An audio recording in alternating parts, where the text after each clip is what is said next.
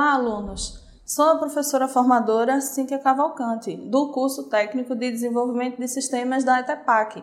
Sejam bem-vindos à segunda aula da nossa disciplina de programação web orientada a objetos. Estarei com vocês nas videoaulas e no AVA, mediando conhecimento sobre alguns aspectos da programação orientada a objetos. Nesse material da aula 2, nós vamos aprender os conceitos sobre classe, herança, objetos, atributos, métodos. Vamos lá conhecê-los?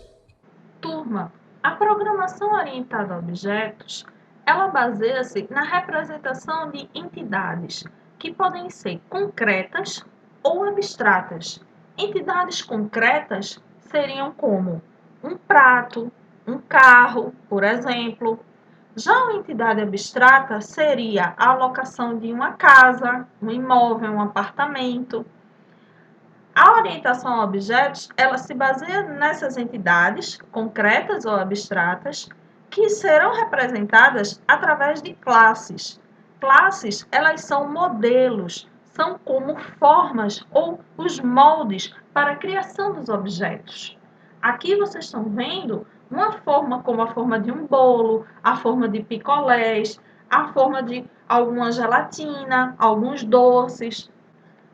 As classes, elas determinam as características e os comportamentos dos objetos através dos seus atributos e dos seus métodos.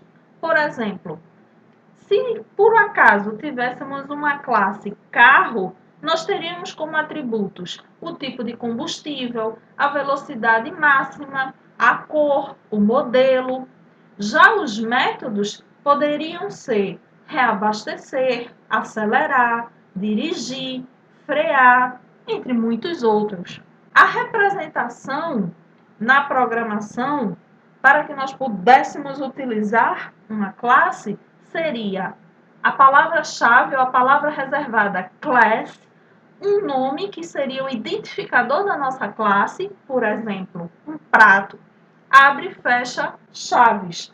Dentro do abre e fecha chaves está o conteúdo, que seria o corpo, o escopo da nossa classe. Objetos são as realizações ou instâncias das classes. São eles o que realmente é utilizado durante a execução de um programa.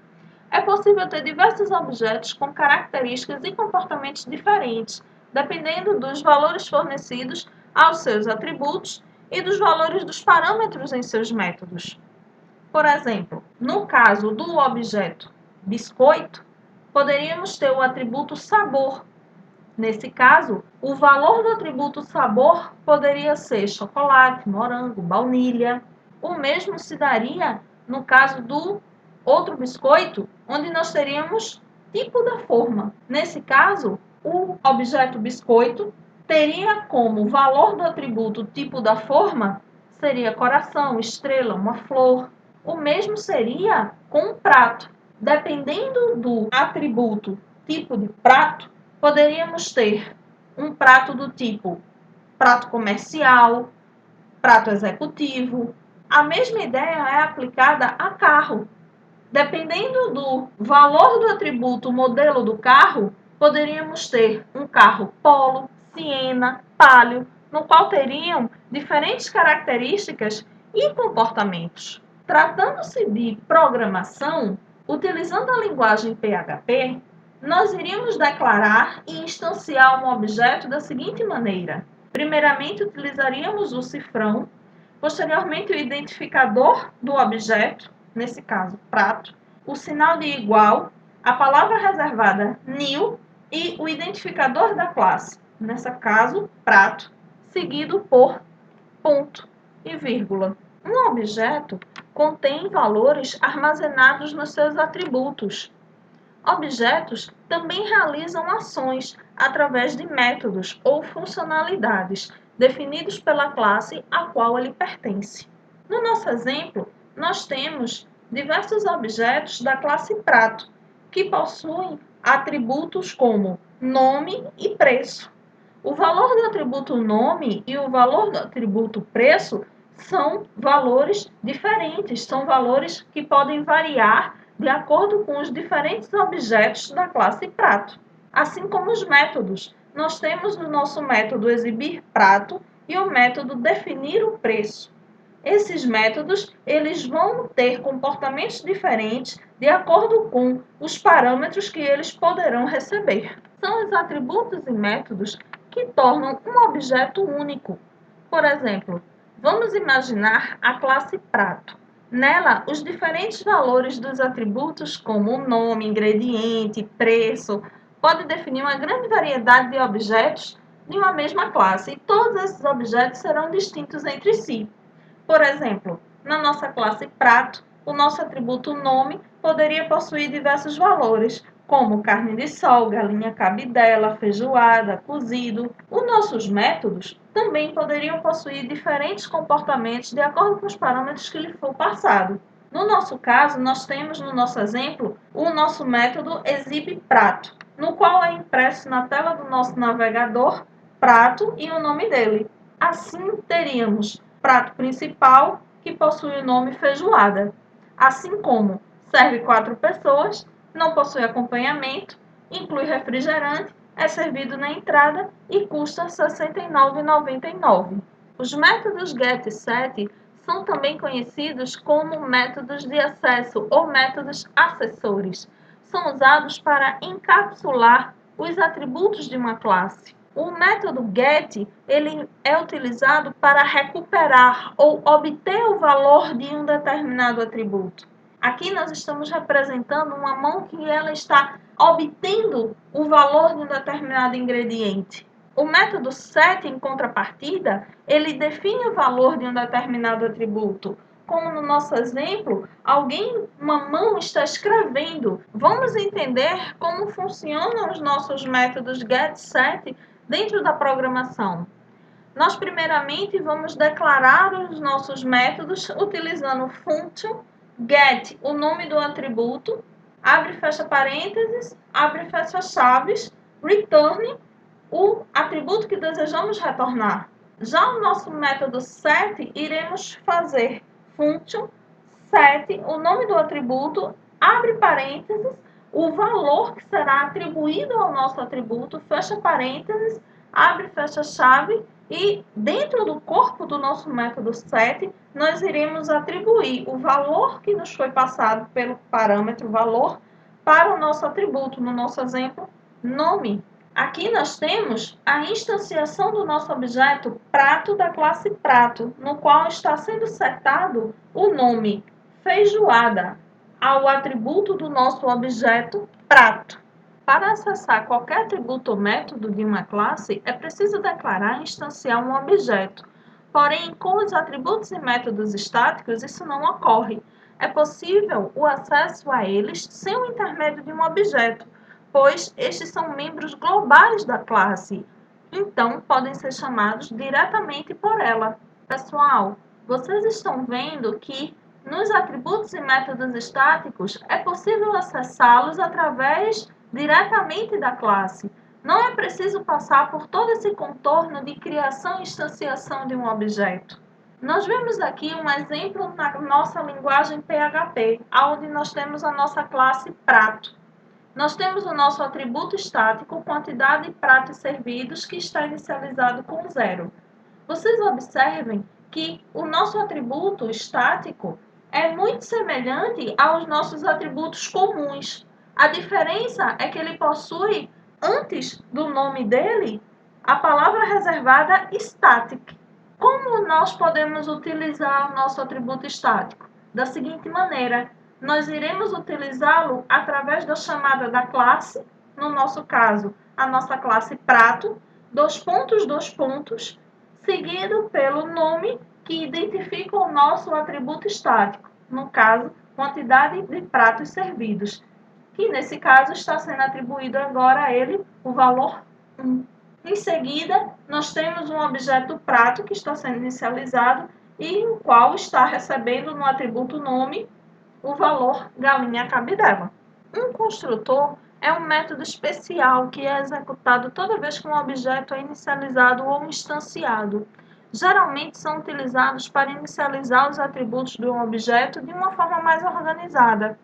Você pode se perguntar que tipo de ação você iria querer executar ao inicializar um objeto. A ação a ser executada no construtor vai depender do que você precisa que seu objeto faça imediatamente após ser criado.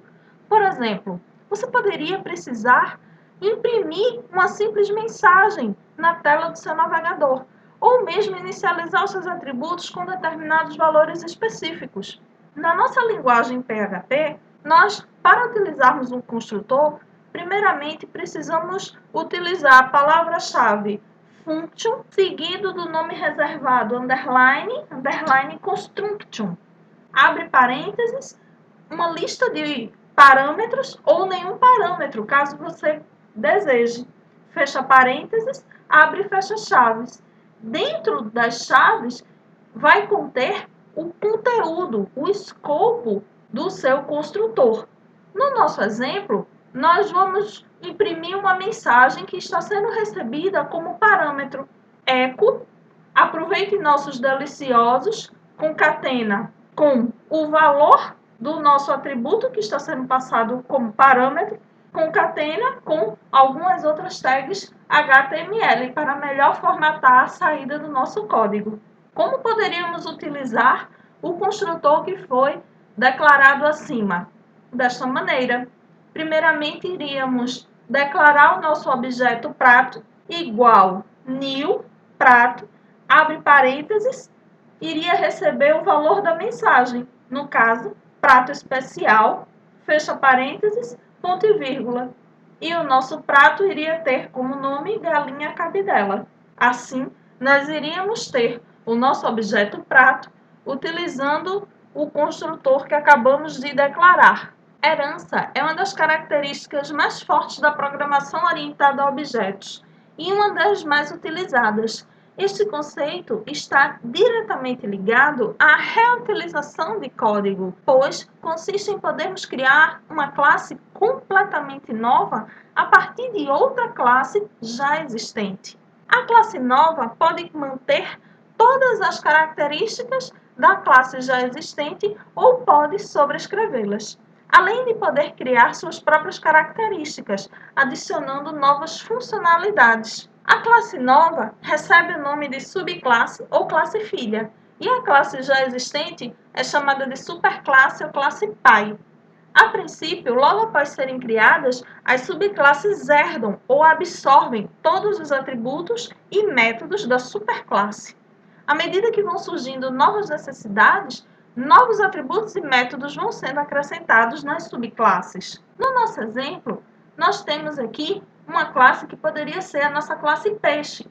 Caso desejássemos especificar a classe peixe, poderíamos criar a nossa classe tubarão e barracuda, na qual a nossa classe tubarão ela iria herdar, estender da nossa classe peixe, assim como a nossa classe barracuda também iria herdar, estender da classe peixe. Tubarão e barracuda são tipos de peixes, que são peixes mais específicos. Então, dessa forma, a nossa superclasse seria a classe peixe e as nossas subclasses seriam tubarão e barracuda. Nesse mesmo exemplo, dessa mesma maneira, podemos fazer analogia com prato. Nós temos a nossa classe prato e prato principal, prato promocional. Prato principal herda da classe prato. Um prato principal é um tipo de prato, mas um prato principal é um prato mais específico. É um prato que vai conter mais detalhes. Assim como o prato promocional vai herdar as características da classe prato e da classe prato principal. Mas a nossa classe prato promocional, ela também vai possuir as características e os métodos dela própria, mesmo que ela herde da sua classe pai e da sua classe avô. Como é que seria isso na nossa linguagem PHP? Poderíamos fazer dessa maneira. Como já vimos anteriormente, criaríamos a nossa classe prato, onde nós iríamos utilizar a palavra-chave class, seguido do identificador da classe, nesse caso, prato. Abre e fecha chaves. Para a nossa classe prato principal, iríamos criar class, o identificador prato principal, extend prato. Aqui, a palavra extend é uma palavra-chave, que é uma palavra que vai identificar o nosso relacionamento de herança no nosso código, seguido do nome da classe, a qual será a superclasse, ou a classe pai, e abre e fecha chaves. Seguindo no nosso exemplo, temos a nossa classe prato promocional, onde nós temos class, prato promocional, extend, prato principal. Então vejam que podemos criar uma hierarquia de classes. Programação web orientada a objetos não tem mistério. O segredo é fazer muitos exemplos. Até o nosso próximo encontro. Tchau, tchau!